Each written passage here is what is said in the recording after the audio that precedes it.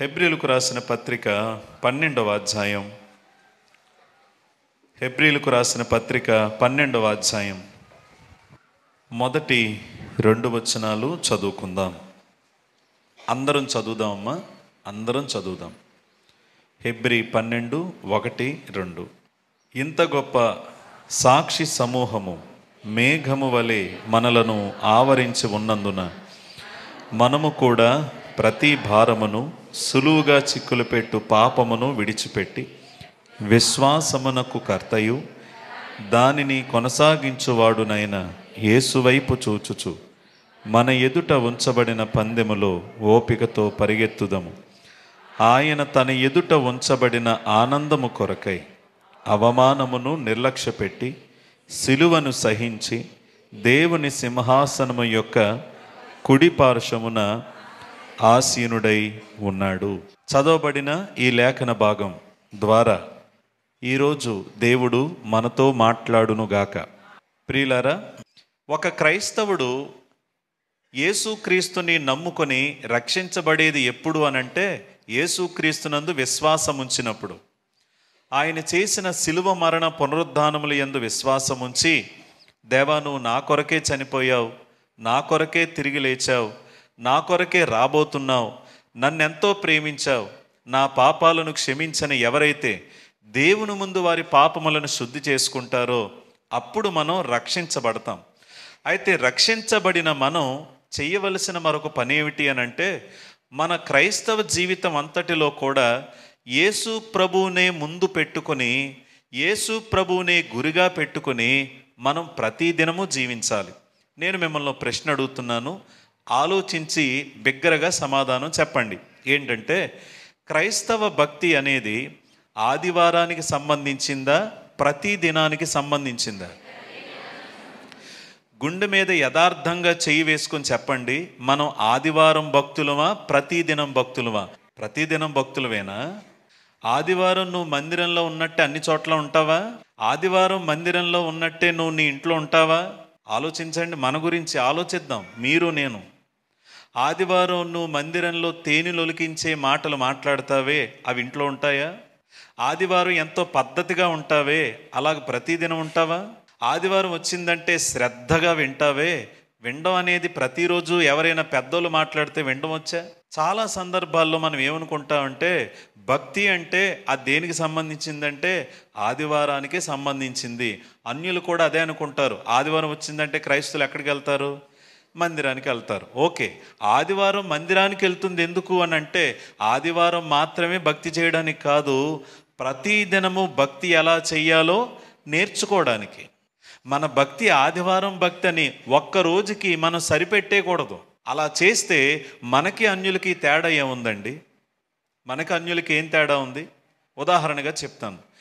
ఎవరికి ఎన్ని అలవాట్లైనా ఉండొచ్చు, కానీ ఎన్ని అలవాట్లున్నా వాళ్ళు నమ్మిన దేవుని దగ్గరికి లేకపోతే గుడి దగ్గరికి వెళ్ళేటప్పుడు అలాంటివన్నీ చేయరు. ఎందుకంటే వాళ్ళు అనుకుంటారు, ఇప్పుడు నేను వెళ్ళేటప్పుడు ఎలా ఉండాలి? జాగ్రత్తగా ఉండాలి. ఆ జాగ్రత్త ఇంటికి వచ్చాక ఉంటుందా? అట్లాడ్రే ఉండదు. కొంతమంది ఉంటారు, అలా సిగరెట్ కాలుస్తూ వెళతారు, సిగరెట్ కాలుస్తూ నడుస్తారు. ఈలోపు అలా నడుచుకుంటూ వెళ్తే ఏదో వాళ్ళు నమ్మిన దైవం యొక్క ప్రతిరూపం కనిపించేసరికి వెంటనే సిగరెట్ ఇలా పడేసి ఉఫ్ అని ఊదేసుకొని, చెంపలు బాధేసుకొని, చెవులు పట్టుకుని గుంజీలు తీసేసి దండం పెట్టుకుని ఏదో కోరుకుని ఆ సందు దాటి అలా వెళ్ళేలోపు జోబులోంచి ఏం తెస్తారు? ఇంకోటి ఏంటది? ఆ భక్తి ఏమైంది?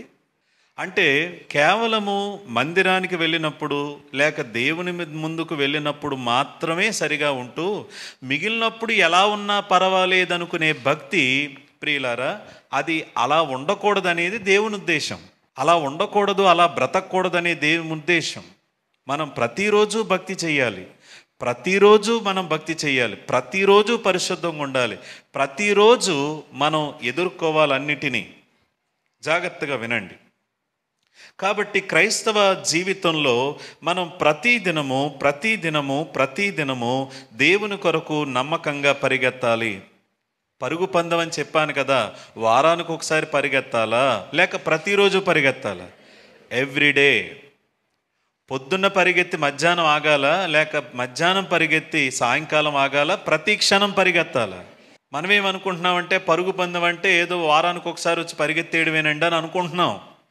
కానీ దేవుడు అది కాదు కోరేది. ప్రతిరోజు మనం క్రైస్తవ భక్తిలో ముందుకు పరిగెత్తాలి, ప్రతిరోజు జీవించాలి, ప్రతిరోజు నమ్మకంగా బ్రతకడం అంటే ఏంటో నేర్చుకోవాలి, ప్రతిరోజు భక్తిలో ఎదగడం అంటే ఏంటో నేర్చుకోవాలి. అది నేర్పించడానికే దేవుడి వాక్యాలు, ఈ సంఘము, సహవాసాలు. మనమేంటంటే దేవుడు ఏ ఉద్దేశంతో నేర్పుతున్నారో ఆ ఉద్దేశాలన్నీ పక్కన పెట్టేసి మనం ఏమనుకుంటున్నామంటే వారానికి ఒక్కరోజు ఎక్కడికి వస్తే చాలు, మందిరానికి వస్తే చాలు, నేనేం చేసేస్తున్నాను. కాదు కదండి. నువ్వు ప్రతిరోజు ఎలా జీవిస్తున్నావు, ప్రతిరోజు నీ లైఫ్ స్టైల్ ఏంటి, నీ జీవన విధానం ఏంటి, ఎలా జీవిస్తావు, నీ ఇష్టాలు ఏంటి, నీ ఆలోచనలు ఏంటి, నీ తలంపులేంటి, ఒంటరిగా ఉన్నప్పుడు ఎలా ఉంటావు, ఎవరు లేనప్పుడు నీ థింకింగ్ ఎలా ఉంటుంది, ఇవన్నీ దేవుడు చూస్తాడు. దానినే క్రైస్తవ జీవితంలో పరిగెత్తడము అని అంటారు. మందిరములో అంటే అందరము కూర్చొని చక్కగా చుట్టూరు ప్రభు నమ్మిన బిడ్డలు ఉంటారు. కానీ ఇంటికి వెళ్ళిన తర్వాత అందరం ఉంటారు, ఒక్కరం ఉంటామా? నీ భక్తి నీదే, నీ బలహీనతలు నీవే, నీ సమస్యలు నీవే. ఇక్కడ నిలబడి మాట్లాడగలం, కూర్చొని పాడగలం, వినగలం, పరిచర్య చేయగలం, అన్నీ చేయగలం. కానీ సమస్య వచ్చినప్పుడు మాత్రం ఇంటి దగ్గర ఒంటరి వాళ్ళమే. మీరైనా ఒంటరి వాళ్ళే, నేనైనా ఒంటరి వాళ్ళమే. ఎందుకంటే ఎవరి పరుగు వాళ్ళది, ఎవరి సమస్య వాళ్ళది. అందరూ ఉన్నప్పుడు మనం ఉండగలం. కానీ హాస్పిటల్లో ఏదైనా విపత్తుకరమైన పరిస్థితి వచ్చినప్పుడు చుట్టూరు ఎంతమంది ఉన్నామని ఎలా అనుకుంటాం? ఒంటరి వాళ్ళమే. సమస్యలు మన ముందుకు వచ్చి నిలబడతాయి, పరిస్థితులు మన ముందుకు వచ్చి నిలబడతాయి, దుర్వార్తలు వినాల్సి ఉంటుంది, మనం ఆశించని విషయాలు మన కళ్ళ ముందు జరుగుతూ ఉంటాయి. లేక ఇలా జరగాలని ఏదైతే అనుకున్నామో అలా జరగకుండా వేరే విధానాలు జరుగుతూ ఉంటాయి. ఇవన్నీ మనం ఒంటరిగా ఫేస్ చేయాలి. జీవితం అంటే ఎన్నో పాఠాలు నేర్పించేది. ఆ జీవిత పాఠాలన్నీ నేర్చుకుంటున్నాం కాబట్టి ఇవన్నీ ఒంటరిగా ఎదుర్కొంటున్నాము. నేనేమంటున్నానంటే అందరిలో బాగుంటున్న మనం ఒంటరిగా కూడా చక్కగా ఉండాలి కదా. అందరూ ఉన్నప్పుడు బాగా పరిగెత్తగలుగుతున్నామని చెప్తున్నా మనం ఒంటరిగా ఉన్నప్పుడు కూడా బాగా పరిగెత్తాలి కదా. ఎలా పరిగెడుతున్నాం అనేది ఈరోజు మనల్ని మనం వేసుకోవలసిన ప్రశ్న. అందుకే భక్తులు ఏమంటున్నారు అని అంటే, పెద్ద ఆయన పేరు జేసీ రైల్ అనే దైవజనుడు, ఆయన అన్న మాట ఏంటంటే, క్రైస్తవ జీవితం అనేది శక్తివంతమైనది, క్రైస్తవ జీవితం అనేది ఉపయోగకరమైనది, క్రైస్తవ జీవితం అనేది అద్భుతమైనది. అలాంటి క్రైస్తవ జీవితం మనం జీవించాలంటే అనుదినము యేసు వైపే చూడాలి అన్నారు. అనుదినం ఎవరి వైపు చూడాలి? ఆ క్రైస్తవ జీవిత మాధుర్యాన్ని అనుభవిస్తున్నామా? ఒకసారి నా వైపు చూడండి. నేను ప్రశ్న అడుగుతున్నాను, చెప్పండి. మీరు చర్చికి వచ్చినప్పుడే ఆనందంగా ఉంటారా, ప్రతిరోజు ఆనందంగా ఉంటారా? అందరూ చెప్పలా. ఏమైందండి చెప్తే? పరిశుద్ధులు కదా మీరు. ప్రతిరోజు ఆనందంగా ఉంటారా, చర్చికి వచ్చినప్పుడు ఎక్కువ ఆనందిస్తారా? చెప్పండి. మరి ప్రతిరోజు ఏమవుతుంది? అది ప్రతిరోజు ఎవరిలో ఆనందించాలి తెలియదా? ఎల్లప్పుడూ ప్రభువునందు. పౌలు ఏమన్నాడు ఫిలిప్పీలకు రాసిన పత్రికలో? ప్రతిరోజు ఎవరిలో ఆనందించాలి? మనం దేవునిలో ఆనందించాలి. ఆదివారం ఎల్లప్పుడూ ఆనందించండి అని అనలా, ఎల్లప్పుడూ ప్రభువునందు. ఆ ఆనందం ఏమవుతుంది? ఏం మిస్ అవుతుంది? పొద్దున లేచిన వెంటనే ఏదో కోల్పోయినట్టు ఉంటాం ఏంటండి? అదేనా లైఫ్ అంటే? ఎప్పుడు చూసినా నాకు అప్పులు ఉన్నాయండి, కష్టాలు ఉన్నాయండి, బలహీనతలు ఉన్నాయండి. ఎవరికి లేవు? ఎవరికి ఉండే బలహీనతలు వాళ్ళకు ఉన్నాయి, ఎవరికి ఉండే అప్పులు వాళ్ళకు ఉన్నాయి, ఎవరికి ఉండే ఇబ్బందులు వాళ్ళకు ఉన్నాయి. అరే, దేవుడు అలా బ్రతకమని కాదు కదండి. ఆ క్రైస్తవ జీవిత ఆనందాన్ని మనం కేవలము ఆదివారం మాత్రం అనుకుంటున్నాం. కానీ దేవుడు ఆశించేదేంటి? ప్రతిరోజు మీరు చక్కగా పరిగెత్తాలి, ప్రతిరోజు మీరు ఆనందంగా ఉండాలి, ప్రతిరోజు మీరు సంతోషంగా భక్తిలో ఎదగాలి. ఇది దేవుని యొక్క ఉద్దేశం. అది జరగాలి అని అంటే ప్రియులారా, ఎవరి వైపు చూడాలి మనం? యేసు వైపు. లుకింగ్ అంటు జీసస్.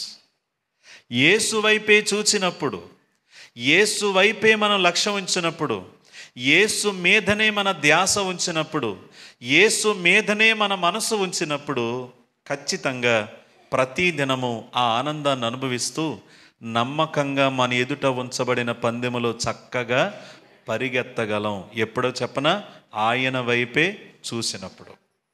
బైబిల్ పదే పదే అదే చెప్పింది. ఏమని చెప్పిందో మీ చేత నేను కొన్ని వచనాలు చదివిస్తాను, జాగ్రత్తగా మనం చదువుదాం. ఒకసారి కొలస్సీలకు రాసిన పత్రిక 3వ అధ్యాయము 1వ వచనం చూడండి. కొలస్సీలకు రాసిన పత్రిక 3వ అధ్యాయము 1వ వచనం చూడండి ఏముందో. మీరు క్రీస్తుతో కూడా లేపబడిన వారైతే పైనున్న వాటినే వెదకుడి, అక్కడ క్రీస్తు దేవుని కుడిపార్శ్వమున కూర్చుండి ఉన్నాడు. పైనున్న వాటి మీదనే కానీ భూ సంబంధమైన వాటి మీద మనస్సు పెట్టకుడి. ఏలయనగా మీరు మృతి పొందితిరి, మీ జీవము క్రీస్తుతో కూడా దేవుని యందు దాచబడి ఉన్నది. మనం ఎక్కడున్న వాటిని వెతకాలి? వేటి మీద మనసు పెట్టాలి? పైనున్న వాటిని. పైన ఎవరున్నారు? క్రీస్తు తండ్రి కుడిపార్శ్వమున ఆసీనుడై ఉన్నారు. పౌలు భక్తుడు కొలస్సీలకు చెప్తున్నాడు, కొలస్సీలారా, మీ మనసు వాటి మీద వీటి మీద ఉంచకండి. మీ మనసు వ్యాపారం మీద ఉంచకండి. మీ మనసు మీ సంపాదన మీద ఉంచకండి. మీ మనసు మీ కష్టాల మీద ఉంచకండి. మీ మనసు ఎవరి మీద ఉంచండి? క్రీస్తు మీద క్రీస్తు మీద మనసు ఉంచండి. క్రీస్తు మీద మనసు ఉంచండి. ఆయన మీద మనసుంచి చక్కగా మీరు బతకండి. భూ సంబంధమైన వాటి మీద ఏముంచకండి? మనసు ఉంచకండి అని కొలస్సీలకు చెప్తున్నాడు. తర్వాత మరొక మాట ఏమన్నాడో చూద్దామండి. ఏమన్నారో చూద్దాం. హెబ్రీలకు రాసిన పత్రిక 3వ అధ్యాయం 1వ వచనం చూడండి. హెబ్రీలకు రాసిన పత్రిక 3వ అధ్యాయము 1వ వచనం ఏముందో చూద్దాం. 3:1 ఇందువలన పరలోక సంబంధమైన పిలుపులో పాలు పొందిన పరిశుద్ధ సహోదరులారా, మనము ఒప్పుకొనిన దానికి అపోస్తలుడును ప్రధాన యాజకుడైన యేసు మీద ఏముంచండి? లక్ష్యం ఉంచండి. Consider Jesus. యేసు మీద లక్ష్యం ఉంచండి. లక్ష్యం ఉంచడం అంటే గురి ఉంచడం. ఉదాహరణకి చెప్తున్నాను, పైన ఎగురుతున్న గ్రద్ద లేక పక్షిరాజు, అది పైన ఎగిరేటప్పుడు దాని కంటి ఇటువైపు చూస్తే చాలా ప్రదేశం ఒకేసారి చూడగలదు. ఉదాహరణకి మనం ఇలా నుంచుంటే మనకు అంతా కనిపించదు. మనకి మాట్టేరంతా కనబడాలంటే పెద్ద బిల్డింగ్ ఎక్కాలి కదా. అయితే పక్షిరాజు అలా చాలా పైన ఎగురుతుంది, దానికి చాలా కనిపిస్తూ ఉంటాయి. కొన్ని కిలోమీటర్ల యొక్క విస్తీర్ణం ఆ పక్షిరాజు కనిపిస్తుంది. కానీ పక్షిరాజు గురంతా దేని మీద అంటే అది తినబోయే ఆహారం మీద ఉంచుతుంది. దాన్ని ఏమంటారు? లక్ష్యం ఉంచటం, గురి పెట్టడం. చుట్టూరు బోళ్ళన్నీ ఉన్నాయి, కానీ దాని గురంతా దేని మీద? ఆహారం మీదే. ఉదాహరణకి నీటిలో ఏదో చేప వెళ్తూ ఉంది, ఆ చేప మన కంటికి కనిపించదు, కానీ పక్షిరాజు గ్రద్ద ఆ కంటికి కనిపిస్తుంది. దాని గురంతా ఒకటే, ఆ ఆహారం, ఆ చేప, దాని కదలికలు, ఎలా కదులుతుంది, ఎంత స్పీడ్లో వెళ్తుంది.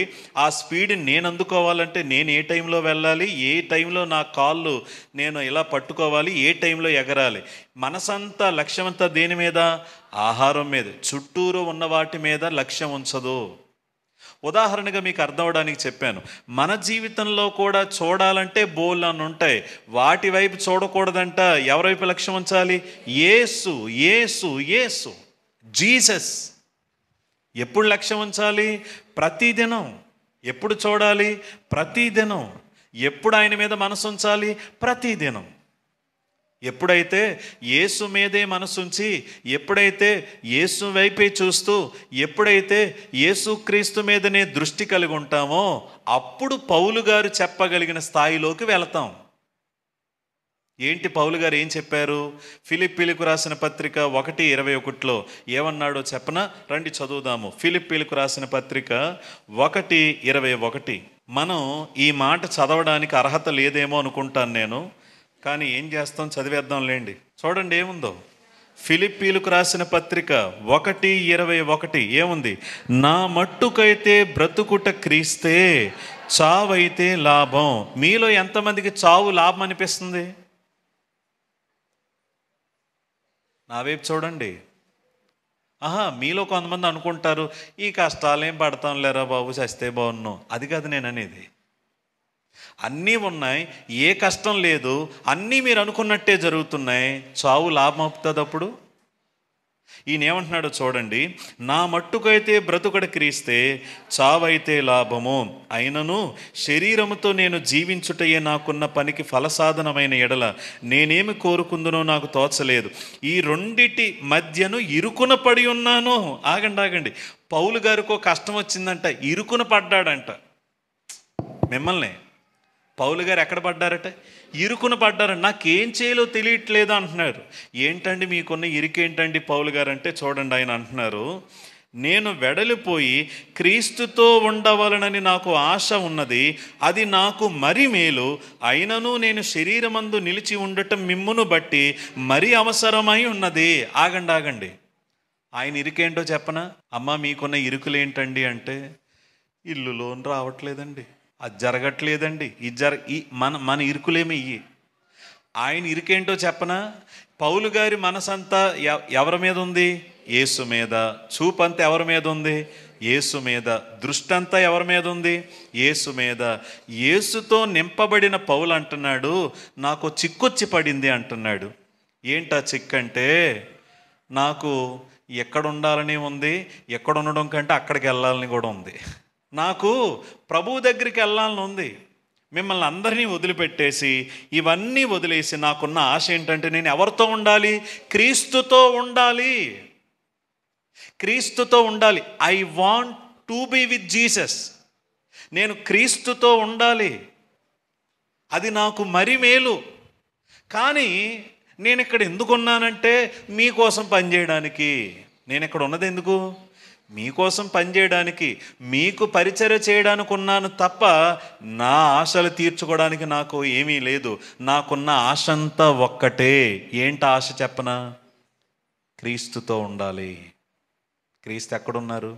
ఎప్పుడైతే యేసుతో మన హృదయాన్ని నింపుకొని, యేసు వైపు చూస్తూ, యేసు మీద లక్ష్యం ఉంచుతూ, యేసు మీదనే మనం మనసుంచితే, మనకుండే గుండె చప్పుడు కూడా యేసే అయితే, మనం కూడా యేసే దగ్గరికి ఎంత త్వరగా వెళితే బాగుంటుందో అంత త్వరగా వెళ్ళిపోవాలని మన మనసంతా ఎక్కడుంటుంది చెప్పనా? యేసు మీదే ఉంటుంది. ప్రతి క్షణం మనం ఏమనుకుంటామనంటే, ఆయన వైపే చూడడం, ఆయన మీదే లక్ష్యం ఉంచటం, ఆయన మీదే మనసు పెట్టుకోవడం. ఇవి ప్రతిరోజు మనం చేయగలిగితే మన గుండె నిండా ఎవరు నిండుతారు? యేసు నిండుతారు. అప్పుడు నువ్వు ఎక్కడ ఉండాలనుకుంటావు? యేసు దగ్గర. I want to be with Jesus. అదే నాకు మేలు. నేను అనేది ఏంటంటే, చనిపోవడం మీద మనసు ఉంచండి అని నేను అంటలా. నేను అనే మాట ఏంటంటే, క్రీస్తుతో ఉండాలనే మనసు ఉంచాలి. ఎవరితో ఉండాలి మనం? క్రీస్తుతో. ఎప్పుడు ఉండగలమంటే, ఆయన వైపే చూసినప్పుడు. అప్పుడు మనకి జీవిత పరమార్థం ఏంటో అర్థం అవుతుంది. ఏంటి జీవిత పరమార్థం? సరే, పౌలు అనుకుంటున్నాడట, ఆశపడుతున్నాడట, నాకు చాలా ఆశగా ఉంది, నాకు లాభకరమైనది ఒకటి ఉంది. ఏంటంటే నేను ఎక్కడ ఉండాలి? చనిపోయి క్రీస్తుతో ఉండాలని ఉంది. సరే, అది ఎలాగో జరగట్లేదు. ఇంతకీ నేను ఇక్కడ ఉన్నది ఎందుకంటే, నేను ఎవరి కోసం బ్రతకడానికి? క్రీస్తు కోసం బ్రతకడానికి. అందుకే అన్నాడు, బ్రతికితే క్రీస్తు కోసం బ్రతుకుతాను, చస్తే క్రీస్తు దగ్గరికి వెళ్తాను. బ్రతికితే ఎవరి కోసం ఈ జీవితం? క్రీస్తు కోసమే, యేసయ్య కోసమే. చచ్చిపోతే ఎవరి దగ్గరికి? యేసు దగ్గరికే. ఒకసారి మిమ్మల్ని అడుగుతున్నాను, ఎందుకు బతుకుతున్నాం మనం? Why we are living? ఎందుకు? మన జీవిత లక్ష్యాలు ఏంటి? అదండి ఇదండి అదండి అని బోలు చెప్తాం. సరే, నిజమే. ప్రభువా, నేను ఉంటే ప్రతిరోజు నీ వైపు చూస్తూ పరిగెత్తుతూ నీలాగా నేను బ్రతకడానికి ప్రయత్నిస్తాను. ఒకవేళ నేను చనిపోయి నీ దగ్గరికి వస్తే అది నాకు మరింత లాభం. అందుకే ప్రపంచంలో ఉన్న మరణాలన్నీ, ఏ మరణం చూసినా అది నష్టమే. కేవలము క్రైస్తవుడి మరణమే అతనికి లాభం. చెప్పండి, క్రైస్తవుడి మరణం ఏంటి అతనికి? నష్టమా లాభమా? ఇంతకీ మీరేమంటారు? చచ్చిపోతే నష్టమండి అంటారు. దేవుడేమంటారు? లాభం. నీకు చూడడం వస్తుందా యేసయ్యను? అమ్మా, యేసు వైపు చూస్తూ భక్తిలో ఎదగాలి కదా. నిజమే, బైబిల్లో ఉన్న భక్తుల్ని చూడాలి నిజమే, వాళ్ళని చూసి నేర్చుకోవాలి నిజమే, కానీ మన అట్మోస్ట్ ప్రిఫరెన్స్ లేకపోతే మన ప్రథమ ప్రాధాన్యత, మన చూపు అంతా ఎవరి మీద ఉండాలంటే యేసే. ఎందుకంటే అందరిలోనూ ఏదో ఒక బలహీనత ఉండొచ్చు, కానీ మన యేసులో ఏ బలహీనత లేదు. ఈనాడు అలా లేదు. ఎవరెవరో వచ్చి ఏదేదో చెప్తూ యేసు ఉండాల్సిన స్థానంలో వేరే వారిని ఉంచడానికి ప్రయత్నిస్తున్నారు. మన ధ్యాస, మన ఆశ, మన చూపు, మన దృష్టి ఎవరు? దేవుడు. వీళ్ళు భక్తులు కాదా? భక్తులే. దేవుణ్ణి నమ్మకంగా వెంబడించలేదా? వెంబడించిన వాళ్ళే, కానీ వాళ్ళు యేసు ప్రభువు కాదు. యేసు ప్రభు యొక్క గొప్పతనం మనకు అర్థమైతే మనం ఎంత బలహీనులమో, ఆయన ఎంత గొప్పవాడో మనకు అర్థమైతే మనం ఎంత ఏమీ చేయలేని వాళ్ళమో మనకు అర్థమవుతుంది. అందుకే ఎవరైనా దేవునికి ఇచ్చే స్థానాన్ని మనుషులకి ఇస్తే నేను అనుకుంటాను, వీళ్ళకి యేసు ఎవరో తెలియదు. వీళ్ళకి యేసు ఎవరో, దే డోంట్ నో జీసస్. ఎందుకు వాళ్ళకి యేసు ఎవరో తెలియదంటే ఆయనే ఎవరో తెలిస్తే ఆయనకి ఇచ్చే స్థానం మరెవరికి ఇవ్వలేరండి. ఎందుకంటే వాళ్ళకి తెలుసు మనిషి ఎంతైనా మనిషే, కానీ ఎవరు గొప్పవాళ్ళు? నా దేవుడు గొప్పవాడు, నా యేసు గొప్పవాడు. There is none other than Jesus. ఆయన తప్ప మరొకరు లేరు, ఆయనకు వేరుగా మరొకరు లేరు, ఆయనతో సరిసమానం ఎవరు లేరు. యేసు బోధలు కాదు, అయ్యగారి బోధలు, అన్నగారి మాటలు. నేను అన్నగారితో కారు మీద అక్కడికి వెళ్ళినప్పుడు అలా జరిగింది. యూట్యూబ్ నిండా నిండిపోతున్నాయండి. కొన్నిసార్లు ఎలా అయిపోతామంటే ఎవరి వర్తమానాలైనా మనకి ఇష్టమైపోతే దేవుని పేరును కూడా, దేవుని వాక్యాన్ని కూడా పక్కనెట్టేసి ఆ సేవకుడు వాక్యంలో లేనిది చెప్పినా కూడా ఆయన చెప్పారు కాబట్టి ఇది వాక్యం అనేసుకుంటున్నారు చాలామంది. అంతేగాని బైబిల్లో లేని చెప్పిన అన్నగారు చెప్పిందే నాకు కావాలి అని అన్నావంటే you are in the danger. ప్రమాదంలో ఉంటాం. మనుషుల్ని ప్రేమించాలి, మనుషుల్ని మాదిరిగా తీసుకోవాలి, మనుషులను వాళ్ళ భక్తి నుంచి మనం కొన్ని నేర్చుకోవాలి, కానీ మన చూపంతా యేసు మీదే ఉంచాలి, మన ధ్యాస అంతా యేసు మీదే. ఎందుకంటే ఎప్పటికైనా మనిషి మనిషే. ఏ మనిషి యేసుతో సరిసమానం కాడు, కాలేడు, ఇప్పుడు వరకు పుట్టలేదు, భవిష్యత్తులో పుట్టడు.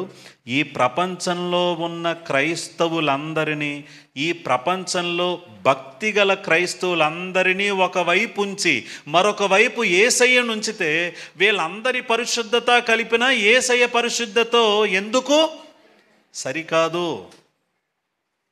ఆయన అర్థం చేసుకుందాం యేసు ప్రభుని.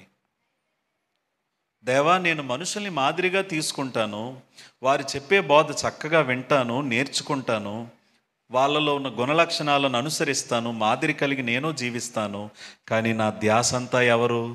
నువ్వే యేసు, నువ్వే నా ధ్యాస. యేసు నువ్వే నా ధ్యాస.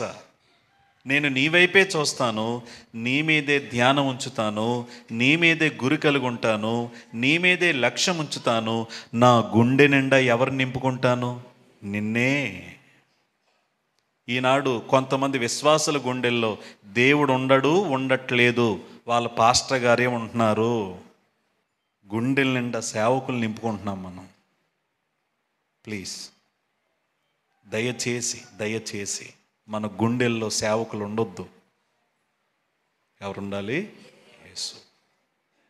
అందుకే ఆయన చెప్పాడు, విశ్వాసమునకు కర్త, నీలో ఉన్న విశ్వాసానికి మూలం ఓన్లీ జీసస్. ఆయన తప్ప మరెవరు గొప్పవాళ్ళు కాదు. ఇప్పుడు మిమ్మల్ని మాట అడుగుతాను. ఈ సృష్టిని చూసినప్పుడు ఈ సూర్యుడు కావచ్చు, చంద్రుడు కావచ్చు, సముద్రం కావచ్చు, ఏదైనా కావచ్చు, వాటిని చూసినప్పుడు అవి గొప్పవనుకోవాలా? వాటిని సృష్టించినోడు గొప్పవాళ్ళ? ఈ సముద్రమే ఎంత గొప్పగా ఉందంటే ఆ సముద్రాన్ని సృష్టించిన దేవుడు ఇంకెంత గొప్పవాడో అనే ఆలోచన రావాలిగా. ఏదైనా అద్భుతంగా తయారు చేశారనుకోండి, ఇదేంత అద్భుతంగా ఉందంటే అది గొప్పదా దాన్ని తయారు చేసినవాడా? అలాగే ఎవరైనా దేవుని కొరకు నమ్మకంగా జీవిస్తే ఎంత గొప్పోళ్ళో అని కాదు, వాళ్ళంత గొప్పగా జీవించడానికి కారణం ఎవరు? దేవుడు ఎంత గొప్పోడో. యేసు వైపు చూద్దాం. ఎవరి వైపు? కాబట్టి యేసయ్య వైపు చూడడం అనంటే, పౌలు అన్నాడు కదా, ఆయన మీదే మనసు ఉంచుదాం, ఆయన మీదే లక్ష్యం ఉంచుదాం. నేను ఇరుకున పడ్డాను, నాకు ఎక్కడ ఉండడం కంటే ఎవరి దగ్గర ఉండాలని ఉంది? యేసు దగ్గర ఉండాలని ఉంది. ఎందుకంటే తన గుండె నిండా ఎవరున్నారు? యేసు. అందుకే ఏమన్నాడు గలతీ 2:20 అంటే, నేను క్రీస్తుతో కూడా సిలువ వేయబడి ఉన్నాను, జీవించువాడను నేను కాదు, క్రీస్తే నాయందు జీవిస్తున్నాడు. ఇప్పుడు నేను జీవిస్తున్న ఈ జీవితము నన్ను ప్రేమించి నా కొరకు మరణించిన యేసు కొరకు నేను జీవిస్తున్నాను. పౌలు గారు అంటున్నారు, నేను జీవిస్తున్నది ఎవరి కోసం అంటే యేసు కోసం. నేను నింపుకున్నది ఎవరితో అంటే యేసుతో. నా బ్రతుకంతా ఎవరికిక? యేసుకే. నా జీవితం సిలువ మీద ఉంది. ఇంకా నేను కాదు జీవించేది, క్రీస్తే నాయందు జీవించుచున్నాడు. అబ్బా, గుండె నిండా యేసుని ఎంత నింపుకుంటే ఆ మాటలు వస్తాయండి. యేసయ్యను నమ్ముకున్నానండి అనే స్థాయి నుండి యేసుతో నన్ను నేను నింపుకున్నానండి అనే స్థాయికి ఎప్పుడు వస్తాం? యేసును నమ్ముకున్నాననే స్థాయి నుండి యేసుతో నన్ను నేను నింపుకున్నానండి. నాలో ఉన్నది ఎవరు? యేసు. నా గుండె చప్పుడు ఏంటి? యేసు. నా గుండె దగ్గర మీరు మౌత్ పెడితే వచ్చే శబ్దం ఏంటి? యేసు. శిష్యులు అలాగే బ్రతికారు, విశ్వాసులు అలాగే బ్రతికారు, అపోస్తలులు అలాగే బ్రతికారు. వాళ్ళ చూపంతా, ధ్యాసంతా యేసు మీదే ఉంచుకున్నారు. కాబట్టి ఈ సంవత్సరం మనం నేర్చుకుంటున్నాము, మనం ఎవరి వైపు చూద్దామంటే యేసు వైపు. ఎవరితో మన గుండెలు నింపుకుందామంటే యేసుతోనే నింపుకుందాం.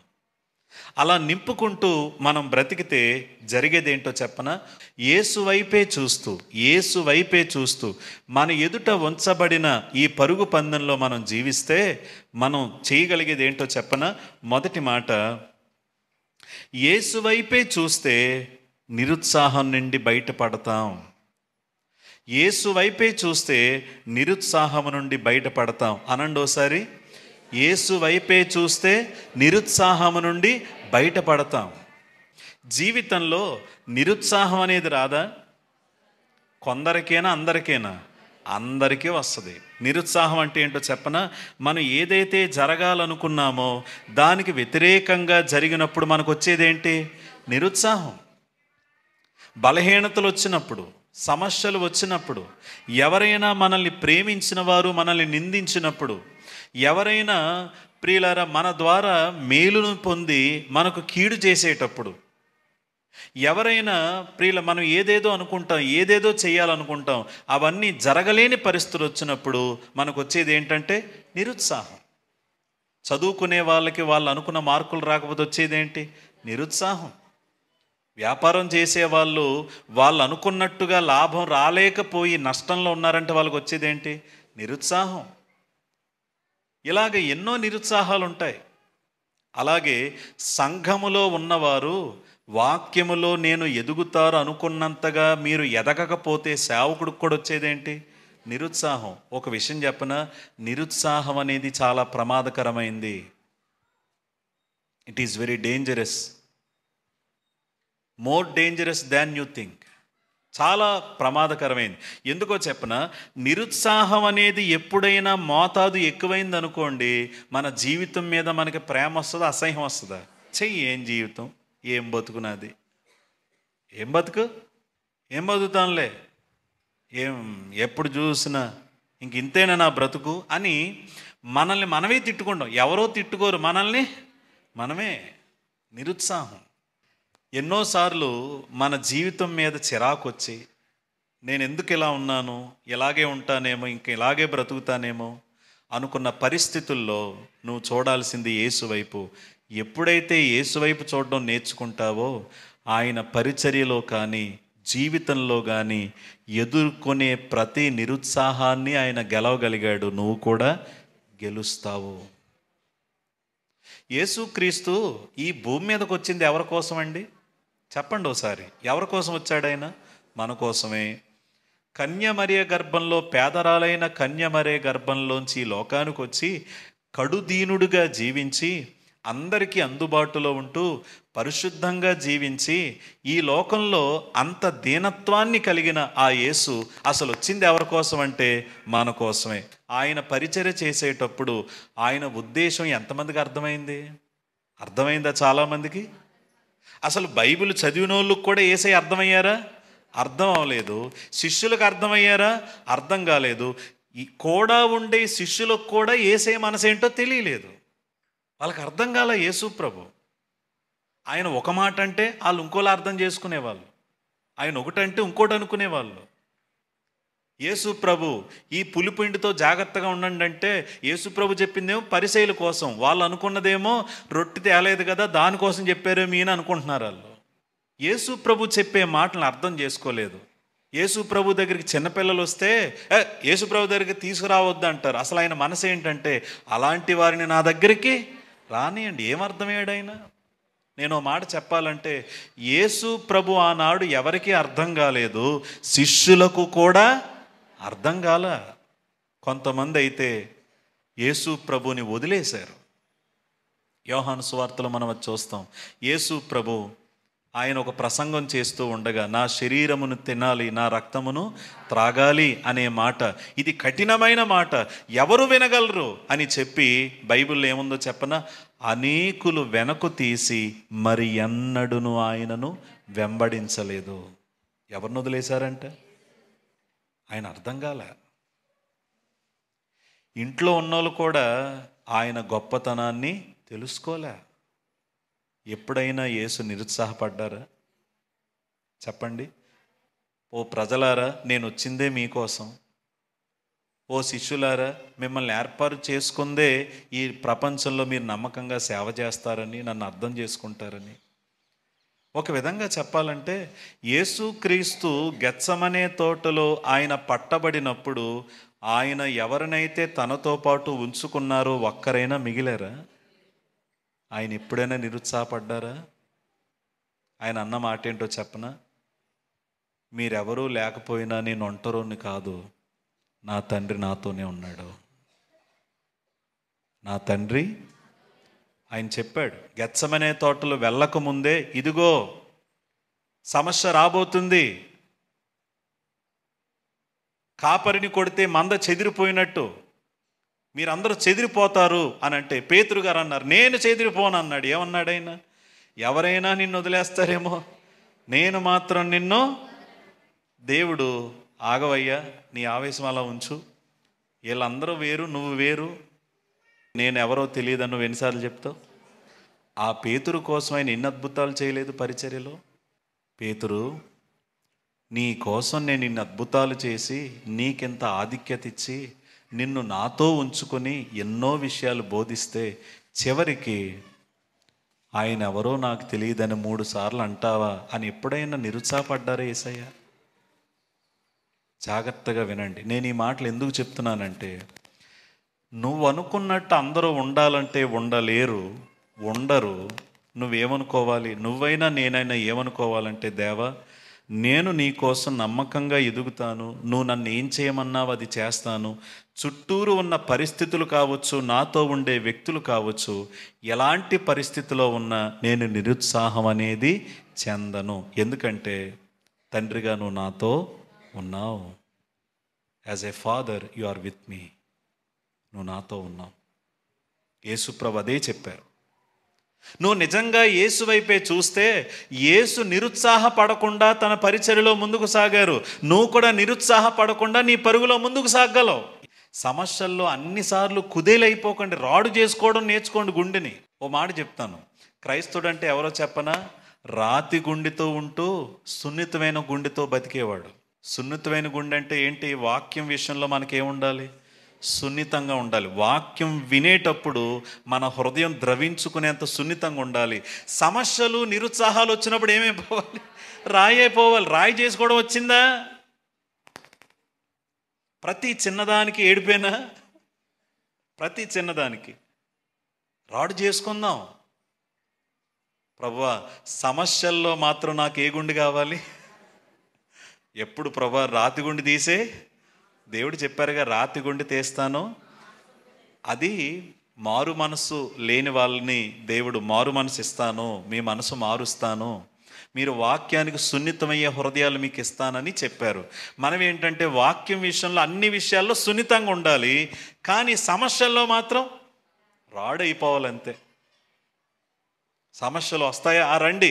నేను మాత్రం నిరుత్సాహం చెందను. ఎందుకో చెప్పనా? నా యేసు ఎప్పుడూ నిరుత్సాహం చెందలేదు. ఆయన ముందున్న ఆనందం వైపు ముందుకే సాగాడు. నేను కూడా ఆయనలాగే ముందుకు సాగుతాను. Please don't be disappoint. నిరుత్సాహం అనేది ఎక్కువైతే జరిగేదేంటో చెప్పనా? నిరుత్సాహం మనల్ని మరణానికి నడిపిస్తుంది. జీవితం మీద విరక్తి వస్తుంది. మనం చేసే పని మీద చిరాకు వస్తుంది. ఇక ఎందుకులే ఈ జీవితం అనుకుంటాం. కానీ యేసు వైపు చూడు, దేవుడే నీ నిరుత్సాహాలను అధిగమించే కృపనిస్తాడు. నమ్మిన వారు ఆమేనండి. దేవుడు మన కృపనివ్వడా? నిరుత్సాహంలో నీ గుండె రాడు చేసుకోగలవు. ఎవరెన్ని మాటలన్నా, ఇంతకుముందు ఎవరో ఒక మాట అంటే 3 రోజులు భోంచేయడం మానేస్తావు. గుండె రాడైపోయింది అనుకో, నువ్వు చెడ్డవాడివి చెడ్డదానివని 10 మంది మాట్లాడుకున్నా చక్కగా ఇంట్లోకి వెళ్ళి భోంచేసేస్తావు. ఎందుకో చెప్పనా? గుండె రాడైంది. చేసుకోవడం నేర్చుకుందాం ఈ సంవత్సరమైనా. దేవా, నేనెప్పుడు నిరుత్సాహం చెందను. నిరుత్సాహానికి కారణం ఏంటంటే నేను నీ వైపు సరిగా చూడకపోవడమే. నా నిరుత్సాహంలో నన్ను అధిగమించడానికి నాకు కృప దయచేయండి. పరిస్థితుల్లో అన్నిసార్లు నేను బాధపడకుండా, దేవా నన్ను కనికరించండి, కృప చూపండి అని మనం దేవుని పాదాలు పట్టుకోవడం నేర్చుకుంటే నిరుత్సాహంలో మనం గెలవగలం. ఇది మొదటి మాట. రెండోది ఏంటో చెప్తాను. మనం యేసు వైపే చూస్తే గర్వం నుంచి కూడా బయటపడతాం. మనం ఇందులో నుండి అనండి, గర్వంగానండి. గర్వం అంటే ఏంటి? మనకి డెఫినేషన్స్ తెలియాలండి. స్వార్థం అంటే ఏంటి? అసూయ అంటే ఏంటి? గర్వం అంటే ఏంటి చెప్పనా? నేను గొప్ప, నేనే గొప్ప, ఇంకా నన్ను మించినోడు, హలో నేను ఎవరినో తెలుసా అంటారే. జాగ్రత్త వినండి. గర్వం ఏంటంటే చాలాసార్లు మనం ఏదో గొప్పవాళ్ళమని మనల్ని మనం హెచ్చించుకుంటాం. కానీ దేవుని వాక్యంతో మనల్ని మనం పోల్చుకుంటే మీరు గొప్పోళ్ళని చెప్తుందా, భ్రష్టులని చెప్తుందా? భ్రష్టులు కూడా కాదు, మీరు చచ్చినోళ్ళరా అంటుంది. పౌలు ఏమంటాడు? ఎఫెసీ 2:1 మీరు పాపాల చేత చచ్చిపోయిన వాళ్ళు మీరు. ఏ వ్యక్తి అయినా దేవుని వాక్యాన్ని సరిగా అర్థం చేసుకున్నంత కాలం గర్వాంధుడుగానే ఉంటాడు. ఎప్పుడైతే దేవుని వాక్యాన్ని అర్థం చేసుకుంటాడో అతను గర్వపు కొమ్ములు ఎవరు విరిచేస్తారు? దేవుడు తన వాక్యంతో విరిచేస్తాడు. నేను గొప్ప, నో దేవా నేను బలహీనుణ్ణి, నేను బలహీనురాలని. మన గర్వం ఉందో లేదో ఎలా తెలుస్తుంది? నువ్వేమంటావు? మేలు పొందారు కదా, నాకేం చెప్పాలి? కనీసం ఏమని చెప్పాలి? థ్యాంక్స్ అని చెప్పాలి కదా. చెప్పరేంటి అని అంటే గర్వం ఉంటే అలాగే అంటావు. వాళ్ళు నాకు థ్యాంక్స్ చెప్తారని మేలు చేయకూడదు. థ్యాంక్స్ చెప్పినా చెప్పకపోయినా ఎవరు చేయమన్నారు? మేలు దేవుడు చేయమన్నాడు. ఎందుకు ఆశిస్తావు? ఎవరైనా నిన్ను నిందించినప్పుడు, అవమానించినప్పుడు నువ్వు కూడా వాళ్ళని ఎలా నిందించాలా అని ప్రయత్నం చేస్తే నీకేమున్నట్టు? గర్వం. నిన్ను నిందించారు, ఓకే, నువ్వు కూడా ఏం చేద్దాం అనుకుంటున్నావు? అప్పుడు నా పేరు తీశారు కదా, నేను కూడా తీస్తా. గర్వం. తర్వాత నీకంటే ఇతరులు గొప్పగా ఉన్నప్పుడు వారిని విమర్శించటం, వారిని తగ్గించాలనుకోవడం, ఇది కూడా దేనికి సూచన? గర్వం. ఈ మాట జాగ్రత్తగా వినండి. నేనెప్పుడూ తప్పు చేయను, ఇతరులే తప్పు చేస్తారని అనుకోవడం. ఇక్కడున్న చాలామందికి బలహీనత ఉంటుంది. ఏంటి చెప్పనా? నేనే కరెక్ట్ అనండి ఒకసారి. కరెక్ట్గా అనండి ఒకసారి. నేనే కరెక్ట్, నేను ఎప్పుడు తప్పు చేయను. ప్రతాప్ గారు, నేను ఎవరినో తెలుసా? అసలు ఎప్పుడు తప్పు చేయను నేను. ఎవరైతే అస్తమాటు నేనే కరెక్ట్ అనుకుంటారో జాగ్రత్త, మనం ఎందులో ఉన్నట్టు? గర్వంలో ఉన్నాం. నో. నేను మనిషిని, నేను తప్పు చేయడానికి ఏమున్నాయి, అవకాశాలు ఉన్నాయి. నేను ఒకవేళ కరెక్ట్గా ఉన్నా కూడా నాకు ఆ కృప ఎవరిస్తున్నారు, దేవుడు ఇస్తున్నాడు. నేను ఏదో బ్రతుకుతున్నాను కానండి, నేను ఇలా ఉన్నానంటే నన్ను బలపరుస్తుంది ఎవరండి, దేవుడండి. గర్వంతో ఎప్పుడు అలా అనుకోకూడదు, నేనే కరెక్టు, నేను ఎప్పుడు తప్పు చేయను. కానీ ఇలాగ మనం ఆలోచిస్తూ గర్వాంధులుగా ఉంటే అందులోంచి మనం బయటికి రాలేం. ఎప్పుడైతే యేసు వైపు చూడడం నువ్వు నేర్చుకుంటావో నీ గర్వాన్ని ఎవరని చేస్తారు, దేవుడు. ఎందుకో చెప్పనా, యేసు జీవితంలో గర్వం లేదు. ఏముంది, దీన మనసే ఉంది. త్వరగా చెప్పేద్దాం. మత్తయి 11:28, ప్రయాసపడి భారం మోసుకున్న సమస్త జనులారా నా యొద్దకు రండి, నేను మీకు విశ్రాంతినిస్తాను. నేను సాత్వికుడను దీన మనస్సు గలవాడిని, రండి వచ్చి నా దగ్గర నేర్చుకోండి, నా కాడి మొయ్యండి, అది సులువు, అది భారంగా మీకు అనిపించదు అని అన్నారే. ఎవరంటైనా నేను సాత్వికుడు, ఆయన వైపే చూస్తే నీకు వచ్చేదేంటి, సాత్వికం.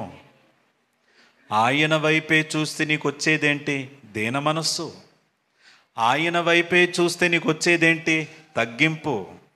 వీటికి భిన్నంగా మనం ప్రవర్తిస్తున్నామంటే యేసయ్య వైపు చూడట్ల ఎవరి వైపు చూస్తున్నామంటారు, నేను గొప్ప, నేను ఎవరినో తెలుసా, ఈ ఆలోచనలు ఎవరే అంటారు, దేవుని కాదు. ఈ వాక్యం వింటున్న మనం అర్థం చేసుకుందాం. దేవా, నాలో తెలియని గర్వం కూడా వస్తుంది, కానీ నీ వైపే చూస్తాను. నాకేం నేర్పండి, తగ్గింపు నేర్పండి.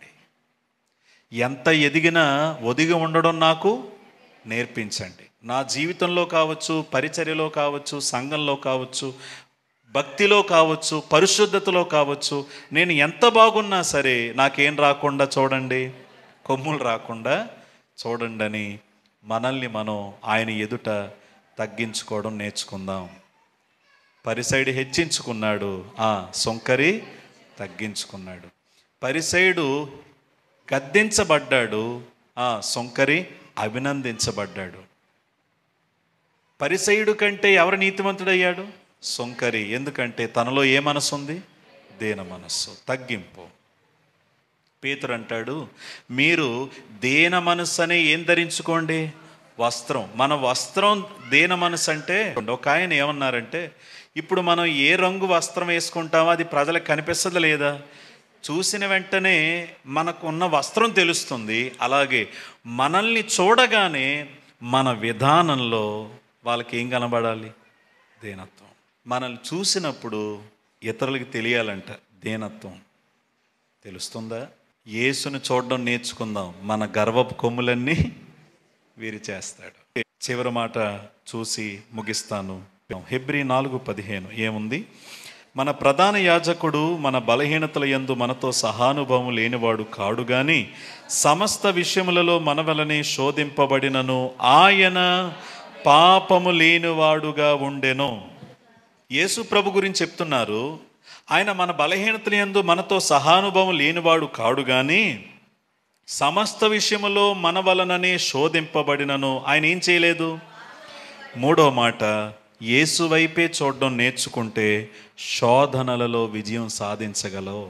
మొదటి మాట ఏంటి, యేసు వైపే చూస్తే నిరుత్సాహం నుండి బయటకు వస్తావు. రెండోది ఏంటి, యేసు వైపే చూస్తే గర్వం నుంచి బయటకు వస్తావు. మూడోది, యేసు వైపే చూస్తే శోధనల నుండి కూడా బయటకు వస్తావు. శోధనల్లో ఏం సాధిస్తావు, విజయం. ఇక్కడున్న యవనస్తులను అడుగుతున్నాను, పెద్దవాళ్ళని అడుగుతున్నాను, వివాహమైన వాళ్ళని అడుగుతున్నాను, శోధనలు కొందరికే వస్తాయి, అందరికీ వస్తాయా? శోధనలకి వయసు భేదం ఉందా?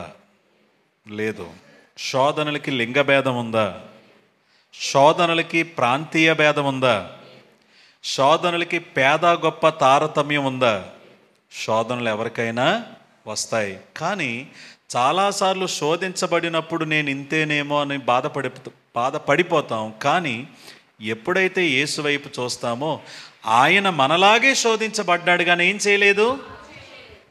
సాతాను వచ్చి శోధించలేదా, ఆయన జయించాడు. తర్వాత మనుషులు శోధించలేదా, జయించాడు. ఈయనేమో ఆయన ప్రేమను చూపిస్తూ పరిచర్య చేస్తుంటే అక్కడ ఉన్నోళ్ళు అనుకున్నారంట, ఈయన మనకు దొరికాడు, ఈయనే గనక రాజు అయిపోతే రోమా ప్రభుత్వం మీద ఈయన్నే మనం అధికారిగా చేసుకుని మనం కూడా వీళ్ళ అధికారం నుంచి విడిపించబడతామని యేసుని రాజు చెయ్యాలని అనుకున్నారు. ఆ శోధన నుంచి కూడా ఏమయ్యాడు? ఆయన విడిపించబడ్డాడు. తర్వాత ఎంతోమంది ఎన్నో మాటలు అన్నారు, వాటి నుంచి కూడా ఏమయ్యాడు? ఆయన బయటకు వచ్చాడు. కొన్నిసార్లు యేసు ప్రభుని మాటలతో ఎంతగానో గాయపరిచారు, ఆ శోధనల్లో కూడా ఆయన విజయాలు సాధించి యేసుక్రీస్తు జీవితం శోధనలతోనే కొనసాగింది. ఆయన ఏం చేయలేదు? పాపం చేయలేదు. తిట్టారు, తిరిగి తిట్టగలరు, కానీ ఆయన పాపము చేయలేదు. మనం కూడా ప్రభువా ఈ 24లో నా ముందున్న శోధనలు ఏంటో నాకు తెలియదు, but I look to you. దేవా, నేను నీ వైపే చూస్తాను. నీ వైపే చూస్తే నేనేం జయించగలను? శోధనలు జయించగలను. నువ్వు గెలిచావు, నన్ను కూడా గెలిపిస్తావు. వింటున్నారా అమ్మా? ఈరోజు ఏం నేర్చుకున్నాం మనం? ఎవరి వైపు చూడాలని? మనుషులని మాదిరిగా తీసుకోవాలి, కానీ ఏ మనిషి దేవుడు కాదు. మన ధ్యాస, మన ఆశ, మన లక్ష్యం, మన దృష్టి, మన గురి, మన చూపు, మన మనస్సు ఎవరి మీద? మన గుండెల్లో ఎవరు? యేసు ఉంటే ఆయన వైపే నువ్వు చూస్తే నిరుత్సాహంలోంచి బయటకు వస్తావు, గర్వంలోంచి బయటకు వస్తావు, శోధనల్లోంచి కూడా బయటకు వస్తావు. దేవుడు నిరుత్సాహాన్ని తొలగించి నీకు ధైర్యాన్ని ఇచ్చి ఆదరణిచ్చి నడిపిస్తారు. గర్వాన్నించి విడిపించి నీకు దీన మనసు నేర్పించి దీవిస్తారు. శోధనల్లో విజయం సాధింపజేసి నిన్ను అనేక మందికి మాదిరిగా చేస్తారు. ఇదంతా జరగాలంటే గుండెల నిండా యేసుని నింపుకొని మన ధ్యాస అంతా ట్యూన్ చేసుకుందాం. ఒకసారి మన మైండ్ అంతా, ప్రభువా ఇప్పుడు వరకు ఎవరెవరి వైపు చూశానో, ఏమేమి ఆలోచించానో కాదు, ఇక్కడి నుంచి ఎవరిని చూస్తాను? నిన్నే చూస్తాను. నా గురంతా నీ మీదే. నన్ను నడిపించు. ప్రార్థన చేద్దాం.